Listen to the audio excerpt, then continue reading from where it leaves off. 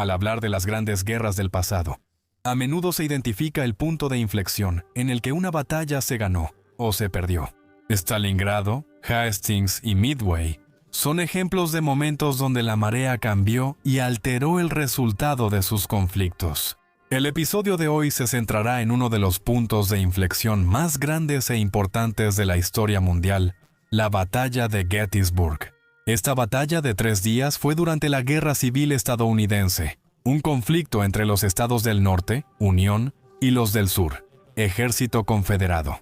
Del 1 al 3 de julio de 1863, miles de hombres de ambos bandos libraron una sangrienta batalla táctica en Gettysburg, Pensilvania. El violento ataque puso fin a los planes de la Confederación de crear una nación independiente, después de que la Unión, liderada por el mayor general Jorge Meade, derrotó al ejército de Virginia del Norte del general Roberto E. Lee, obligándolos a retirarse y rendirse. Acompáñanos mientras investigamos lo que sucedió antes y durante esos 3 días frenéticos, resultando en cómo los Estados Unidos de América y el mundo entero cambiaron para siempre. Bienvenido a Guerras del Mundo.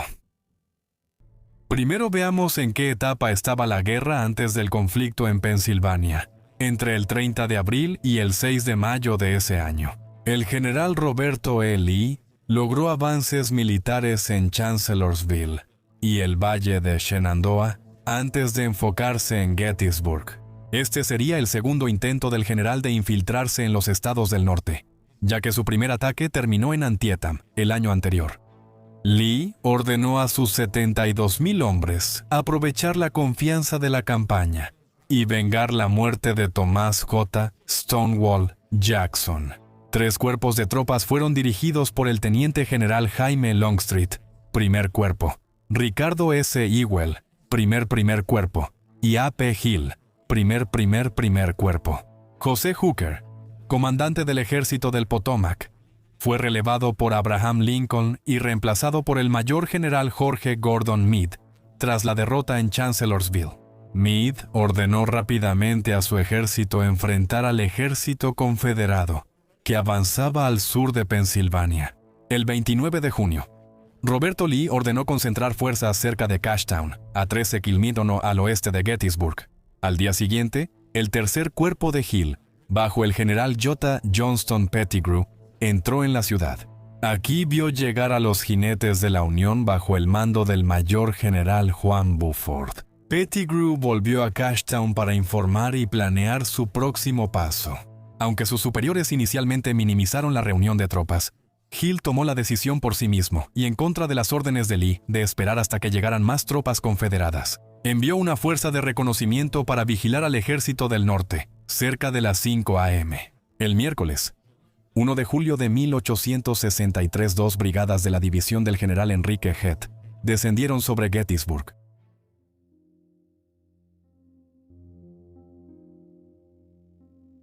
Lee ordenó al teniente general Ewell atacar la colina del cementerio, pero este rechazó la orden porque las tropas de la Unión parecían demasiado fuertes para un asalto directo. La cresta, llamada Little Round Top, parecía bien defendida bajo Winfield Scott Hancock. Mientras la división de Hess avanzaba por Chambersburg Pike, a las 7:30 a.m., la brigada tuvo un breve enfrentamiento con la caballería de la Unión. Antes del mediodía, la brigada confederada avanzó hacia McPherson Ridge y encontró resistencia del mayor general John F. Reynolds. Aunque organizó la defensa, Reynolds fue asesinado al inicio de la batalla, así que el mayor general Abner Doubleday tomó el mando. Fue en ese momento cuando la brigada del general de brigada Pettigrew se alineó flanqueando al 19º de Indiana y empujó a la brigada de hierro hacia atrás. Aunque ellos mismos sufrieron grandes bajas dentro del 26º Regimiento de Carolina del Norte, la Brigada de Hierro, también conocida como los Sombreros Negros, fue empujada lenta pero seguramente fuera del bosque hacia Seminary Ridge. Con el impulso nuevamente a favor confederado, el teniente general Hill recibió refuerzos de la división del mayor general William Dorsey Pender. Juntos hicieron retroceder más al primer cuerpo de la Unión. Los combates aumentaban en el oeste, mientras 2 divisiones del segundo cuerpo de Ewell avanzaban al sur por la carretera de Carlisle y Harrisburg hacia Gettysburg. El 11 Cuerpo de la Unión, bajo el mayor general Oliver O. Howard, avanzó hacia el norte por las carreteras de Baltimore y Town cerca de las 2 p.m. Las divisiones del primer Cuerpo flanquearon al primer y X Primer Cuerpo de la Unión en el norte de la ciudad. Las brigadas lideradas por el coronel Eduardo A. O'Neill y el general Alfredo Iverson tuvieron grandes pérdidas. El general de brigada Francisco C. Barlow, abogado y político unionista, ordenó al 11 Cuerpo avanzar a Blockers Knoll para enfrentar a la división de Rhodes en Oak Hill. Esta zona, llamada Colina de Barlow, fue superada por el general Jubal Early, político y abogado. Los hombres de Barlow fueron derrotados y el general salió herido. Al avanzar la tarde, las brigadas confederadas parecían aplastar las defensas de la Unión al norte y oeste de Gettysburg. El mayor Howard ordenó a sus hombres retirarse al sur del pueblo, hacia Cemetery Hill y terrenos altos, para reunirse con el general Adolf von Steinwehr. Al saber de la muerte de Reynolds y las crecientes bajas, el mayor general Meade asignó el mando del campo de batalla a su amigo, y también mayor general Winfield S. Hancock. Hancock consideró Gettysburg un punto de inflexión y un campo de batalla clave para el ejército de la Unión, diciendo, cito, «Creo que esta es la posición más fuerte por naturaleza para librar una batalla que jamás haya visto. Elijo este lugar como campo de batalla». Fin de cita. Aunque no participó militarmente el primer día del conflicto, la actitud, determinación y confianza de Hancock animaban a sus hombres. Así, las tropas de la Unión entraron al segundo día de la batalla de Gettysburg.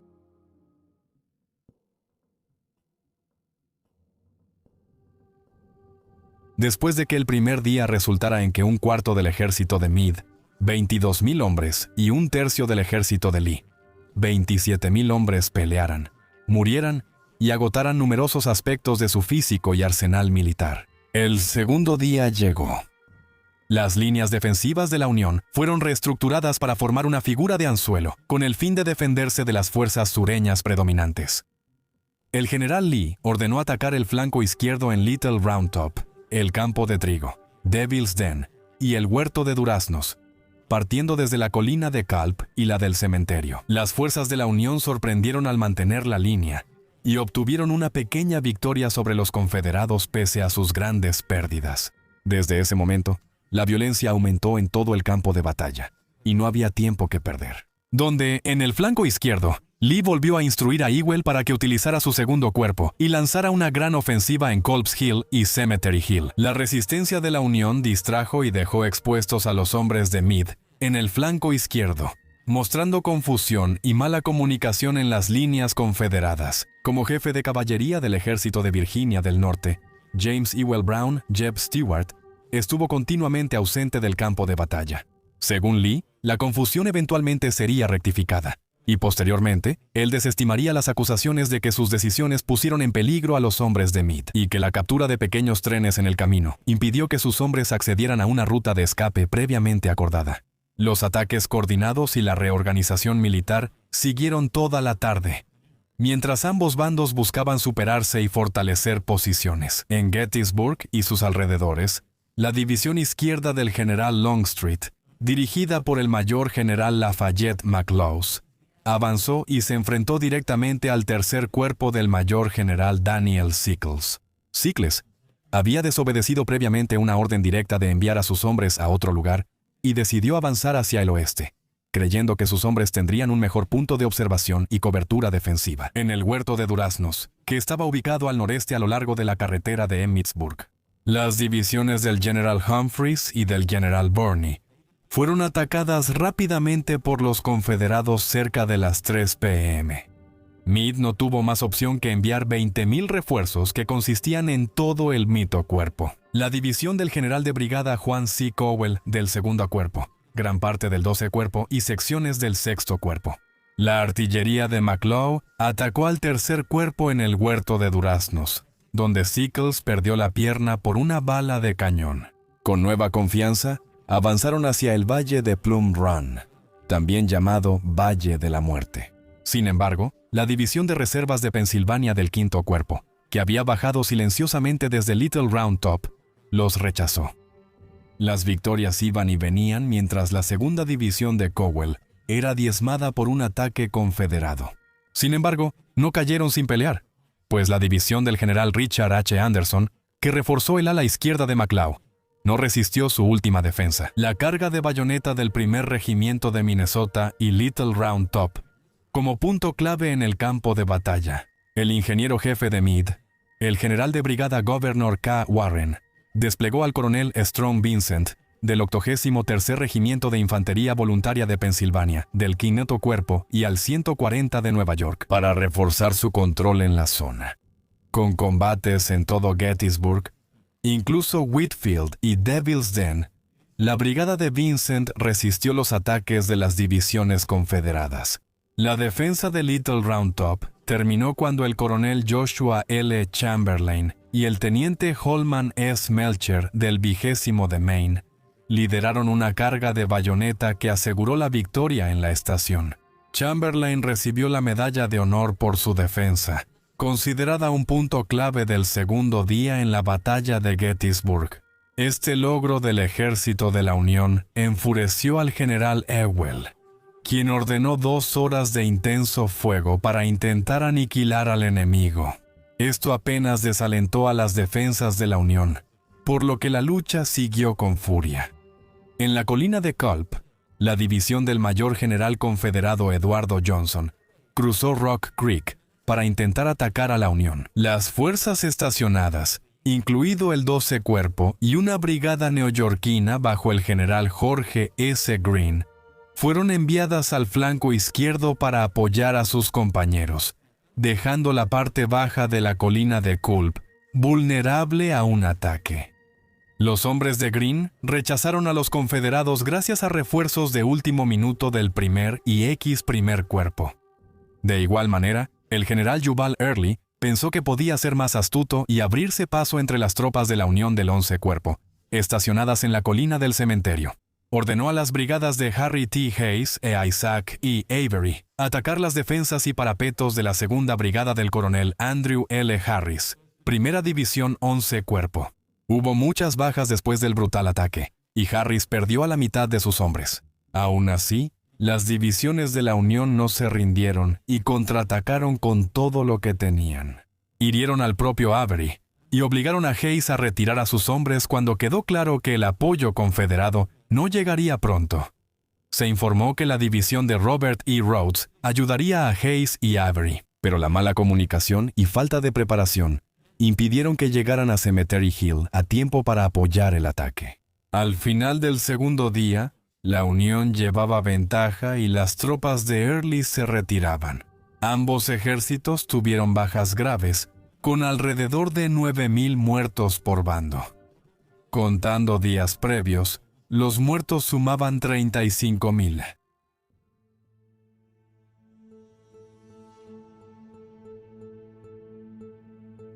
Después de 2 días de estrategias, grandes pérdidas y victorias alternadas, llegaría el tercer y último día, donde la victoria se volvía cada vez más crucial para triunfar y, en última instancia, ganar la guerra civil estadounidense. Ambos bandos tambaleaban tras 7 horas de asalto en la colina de Culp, donde las fuerzas confederadas del general Lee estaban en retirada y las tropas de la Unión pudieron reagruparse y reafirmar sus posiciones. Lee propuso un nuevo plan: el despliegue de 3 divisiones separadas contra la Unión. El centro en la colina del cementerio, dirigido por el mayor general Jorge Eduardo Pickett, cuyo apellido sería sinónimo del tercer día de batalla. Unos 15,000 soldados avanzaron hacia las posiciones enemigas cruzando campos abiertos en un plan de ataque peligroso y desesperado. Mientras marchaban, Lee ordenó a Longstreet que la división de Pickett, su primer cuerpo y 6 brigadas de Hill atacaran al primer cuerpo de la Unión. Desde la derecha de la cresta, alrededor de las 3 p.m., inició la carga de Pickett. El asalto de artillería inició con una andanada confederada de 150 a 170 cañones contra la posición de la Unión, el mayor ataque artillero de la guerra. Sorprendentemente, el general de brigada Enrique Jackson Hunt no tomó represalias de inmediato. Sus hombres conservarían munición y soportarían la primera tormenta de artillería tras resistir 15 minutos. Se ordenó disparar 80 cañones de la Unión hacia los hombres de Pickett, aún en posición vulnerable, en los campos abiertos con apoyo del cuerpo de árboles. El ataque confederado fue rechazado. La defensa no eliminó la amenaza, ya que la brigada del general Louis A. Armistead, de la división de Pickett, logró penetrar al ejército de la Unión. En el punto más alto de la Confederación, los soldados de Armistead pelearon cuerpo a cuerpo contra los del norte, usando rifles, bayonetas y piedras para eliminar a quienes se interpusieran. Armistead intentó usar los cañones de la Unión contra ellos, pero fue asesinado al descubrir que no quedaba munición. Los hombres de Pickett no resistieron la respuesta de Hunt, y 2/3 de la división del general murieron en la carga. El lugar de la carga de Pickett se conoció en círculos militares y geográficos como el Campo de Caballería del Este. La caballería de la Unión perdió el segundo enfrentamiento al atacar a la infantería confederada. Aunque ganaron, muchos consideran inadecuadas sus tácticas. El sitio se llamó Campo de Caballería del Sur. Aunque el ataque relámpago del general Pickett contra la Unión en Cemetery Hill fracasó, la guerra seguía en otros frentes. Mientras tanto, la división de caballería de Jeb Stuart, con 3 brigadas y apoyo de la brigada de Jenkins, fue enviada a proteger el flanco izquierdo confederado. A los oficiales se les aconsejó y creyeron que podrían aprovechar la fallida misión, flanqueando el lado derecho de la Unión, y obtener algún tipo de ventaja posicionándose detrás de la infantería de la Unión, que enfrentaba la incursión confederada. Los hombres de Stuart llevaron la lucha a las fuerzas de la Unión, Uriamosia. Aproximadamente a 48 kilómetros al noreste de Gettysburg, las fuerzas de Stuart chocaron con la división del general de brigada David McMurtry Gregg y la brigada de Custer de las divisiones de Kilpatrick. La batalla terminó en un empate, sin que ninguno de los bandos ganara terreno significativo. Sin embargo, la Unión reclamó la victoria, ya que Gregg y Custer lograron frustrar el plan de avance de Stuart detrás de la colina del cementerio. Tras recibir la noticia de que las tropas de la Unión mantuvieron la línea, causaron muchas bajas confederadas y bloquearon su avance, el general Judson Kilpatrick reaccionó. Lanzó un ataque de caballería contra la infantería del cuerpo de Longstreet, al suroeste de Big Round Top. El escuadrón avanzó hacia la zona, muy accidentada y boscosa, dificultando el paso de los caballos. Además, debían considerar que los hombres de Longstreet estaban armados y listos para un contraataque.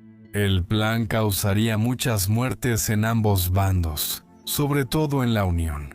Se señala que el general de brigada Elon J. Farnsworth protestó contra la acción, pero recibió la orden de llevar la lucha al escondite confederado.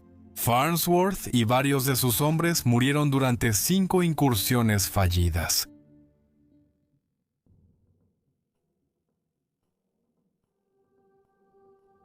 Al final de la batalla de Gettysburg, ambos ejércitos sumaron cerca de 50,000 bajas. Se reportó que la Unión perdió 23,055 hombres, 3,155 muertos, 14,531 heridos y 5,369 capturados o desaparecidos. La Confederación tuvo unas 23,231 bajas, 4,708 muertos, 12,693 heridos y 5,830 capturados o desaparecidos. Varios autores afirman que la batalla de Gettysburg fue la más brutal y mortal de la campaña. Durante esos 3 días, más generales fueron heridos, muertos o desaparecidos. No solo se registraron las muertes de los hombres de ambos bandos, sino que también se cree que entre 3,000 y 5,000 caballos murieron durante el conflicto. Tras la batalla, la mañana del 4 de julio, el general Jorge Meade ordenó a su caballería rodear la retaguardia de las tropas de Roberto E. Lee. Durante el tenso enfrentamiento entre ambas fuerzas, las tropas confederadas en la ciudad de Vicksburg se rindieron ante el general de división Ulysses S. Grant. Al saberlo, Lee retiró su defensa en Gettysburg y se llevó a sus hombres y caballos heridos. Propuso un intercambio de prisioneros. Finalmente, Meade rechazó la propuesta. Más tarde esa tarde, los hombres de Lee regresaron derrotados a Virginia. Meade envió caballería de la Unión para perseguirlos y asegurar su retirada, ocurriendo un breve enfrentamiento en las montañas. En el paso de Monterey, donde Hugh Judson murió, la caballería de Patrick capturó 150-300 carretas y apresó a 1,300-1,500 hombres. Los combates siguieron hasta el 6 de julio, cuando la caballería luchó cuerpo a cuerpo cerca del río Potomac, en Williamsport, Hagerstown, Maryland. En ese momento, el ejército del general Lee estaba acorralado e impedido de cruzar el Potomac por el clima. La infantería de Meade, aunque eficaz rastreando y emboscando a los hombres de Lee, no era lo bastante implacable para Lincoln. La campaña siguió al sur del Potomac hasta la batalla de Manassas Gap, el 23 de julio. Aquí el general Lee escapó y Meade detuvo la persecución.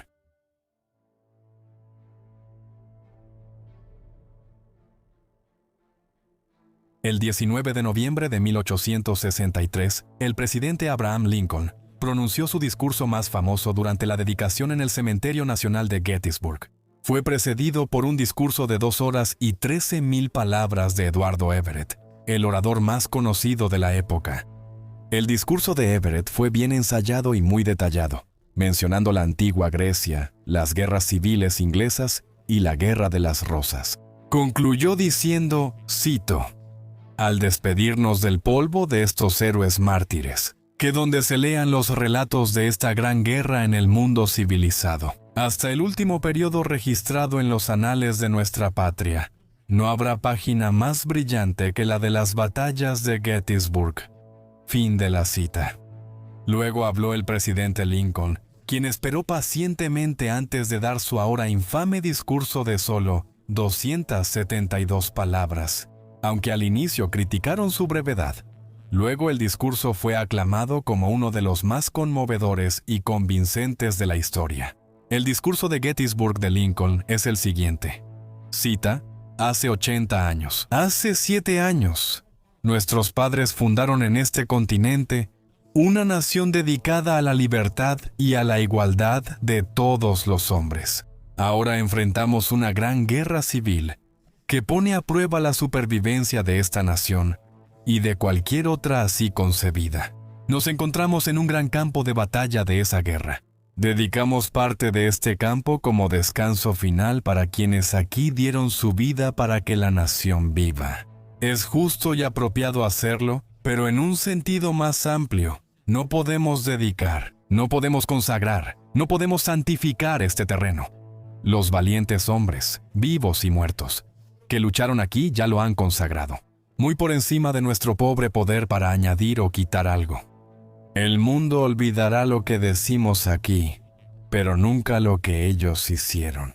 Nos corresponde a nosotros, los vivos, más bien, dedicarnos aquí a la obra inconclusa que aquellos que lucharon aquí han avanzado hasta ahora con tanta nobleza. Nos toca a nosotros estar aquí, dedicados a la gran tarea que nos espera. Que de estos muertos honrados tomemos mayor devoción a la causa por la que dieron todo.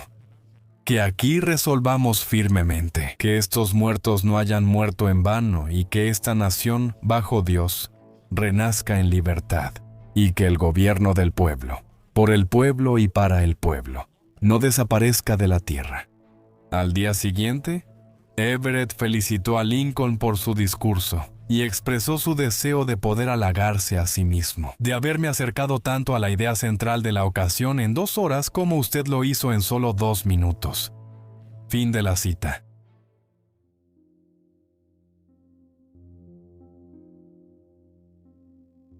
Después de todo el derramamiento de sangre, las batallas tácticas y la destreza estratégica de ambos lados de la división, al final, fue la Unión quien resultó victoriosa durante la Guerra Civil estadounidense. Terminó el 9 de abril de 1865, cuando el general Roberto E. Lee rindió sus tropas al general Ulysses S. Grant en el Palacio de Justicia de Appomattox, Virginia.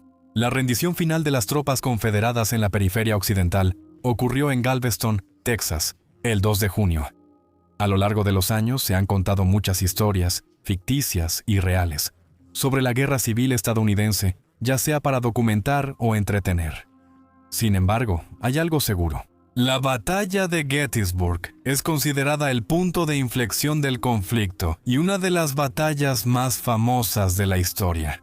Vivimos tiempos de grandes conflictos, como la guerra en Ucrania o los problemas en Medio Oriente. Y aunque los humanos quizá no hayan aprendido de los errores del pasado, cuando se trata de luchar por lo que uno cree. El testimonio de este mensaje sin duda se mostró durante la batalla de Gettysburg.